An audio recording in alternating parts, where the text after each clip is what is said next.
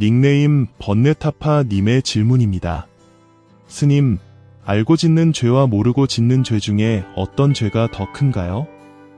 알고 짓는 죄와 모르고 짓는 죄라.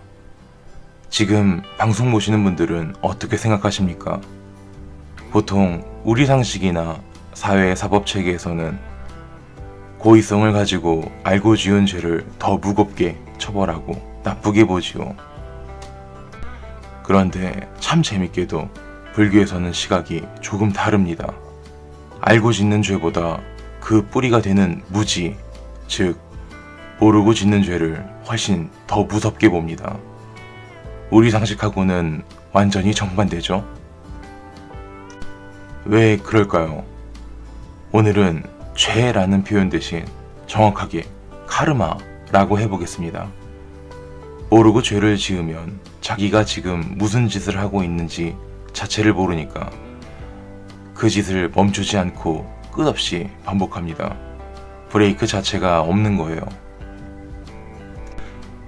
하지만 알고 짓는 죄는 최소한 본인 스스로 내가 지금 나쁜 짓을 하고 있구나 하고 인지라도 합니다. 그러니까 언젠가는 양심의 가책도 느끼고 그 악행을 멈출 가능성이라도 생기는 겁니다. 불교가 무지를 두려워하는 이유가 바로 이겁니다. 죄인지도 모르고 계속 짓는 사람은 자기가 깨닫기 전까지 카르마를 수미산처럼 높이 쌓아 올리게 되니까요.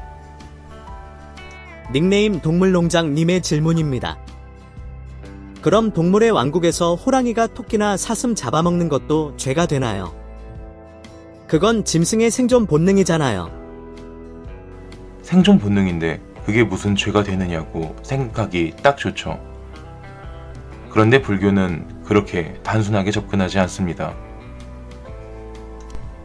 호랑이도 생명을 해친 그 행위로 인한 업, 즉 카르마를 받습니다. 그래서 그 업보를 타고 끝없는 윤회의 수레바퀴 속에서 토끼로, 사슴으로, 또다시 호랑이로 태어나기를 반복하는 겁니다.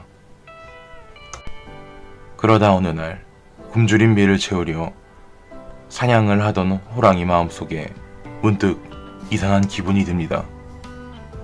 살려면 당연히 먹어야 하는데 왜 이렇게 마음이 찜찜하고 이상할까? 바로 그 작은 마음의 요동, 그게 의식이 확장되기 시작하는 순간입니다. 사람도 마찬가지입니다. 역지사지.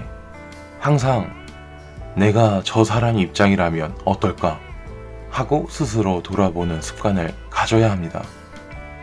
내가 하기 싫은 일은 남에게도 시키지 말고 내가 받고 싶은 대접을 남에게 베풀 수 있는 것. 이 모든 게 상대방을 알아차리는 그 마음에서 나옵니다. 깨달은 큰 스님들이 카르마에 질질 끌려다니지 않는 이유도 여기에 있습니다. 그분들은 내 이 작은 행동 하나가 어떤 거대한 파도를 일으킬지 분명하게 아시기 때문이에요.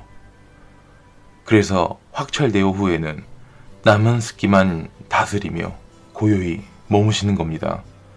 그렇다면 우리는 어떻게 살아야 할까요? 우리는 아직 앞이 잘 보이지 않는 안개 속에 있습니다. 내 작은 행동 하나가 어떤 큰 결과로 돌아올지 모른 채 매일 카르마를 쌓으며 살아가고 있죠. 그러니 최소한 이거 하나만은 기억하고 살아봅시다.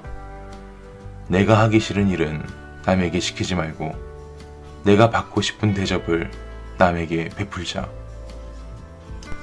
저 호랑이의 작은 마음처럼 우리도 일상에서 조금씩 천천히 의식을 넓혀가야 합니다. 그래야 물 흐르듯 카르마를 타고 가면서도 우주의 이치에 엇나가지 않고 결국 깨달음이라는 목적지에 무사히 도달할 수 있지 않겠습니까?